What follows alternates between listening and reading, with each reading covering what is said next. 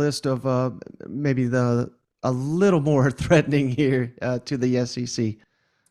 Yeah, I think, Miami of Ohio taking on Kentucky is pretty interesting. First of all, I think the quarterback from Miami, Ohio is fascinating. Brett Gabbert, he's the brother of Blaine Gabbert, Hmm. from he's been in the NFL, former Missouri Yeah. quarterback. So he's been there the last couple of years. He's probably the best quarterback in the MAC. And this is a Miami team that's picked to win the MAC East this year by us at Athlon Sports. So yeah, they are a dangerous team because they gave Minnesota a fight last year, when they certainly had a little bit more experience coming back on defense. But I think if you're Kentucky, this is a game that you have to take it seriously, especially with with the uncertainty with the personnel. Chris Rodriguez not going to play, maybe some other absences too. So Miami with an experienced quarterback going into Lexington, it is a challenge for them. But at the same time, this is one of the better teams in the MAC, and if Gabbert's on and they have an experienced offensive line,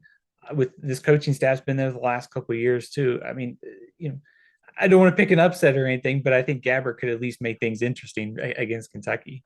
Well, that's funny, Stephen. This is why you're on because you're on it. But I was going to ask you. I was like, Brett Gabbert, any kin to the other Gabbert that we all know? So yeah, that was my first question. But you know, it sounds like he's a pretty accomplished quarterback, at least for that level. And that they're going to be playing Kentucky, which has a new look secondary. So I don't know. You might be onto something there. I mean, is that a matchup, at least on paper, until we know what Kentucky's got in that secondary? Maybe at least that aspect favors Miami of Ohio.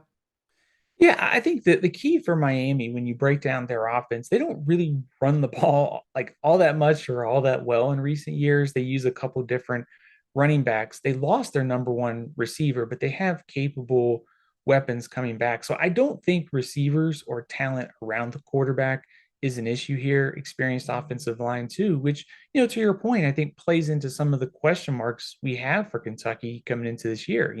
Rebuilt defensive line with some talent, and of course the rebuild secondary. So I think, for Kentucky, I think someone of Gabbert's caliber with a new secondary would be something that certainly would worry me. I think as kind of you're getting at there. Any other players on the Miami roster that maybe an X factor that Kentucky fans need to know? Mac Hippenhammer, all name What? teamer there. he's he's one of the better receivers in the MAC. They lost their top receiver to the NFL and Jack Sorensen, but Hippenhammer could end up being all MAC first or second team this year. He's a playmaker for Gabbert. One thing to watch for Miami, they lost both their defensive ends. So if you're thinking about Will Levis and you're thinking about, hey, is this a good chance for them to get the passing game going? They may have trouble getting to the quarterback with the losses that they've had on the defensive line.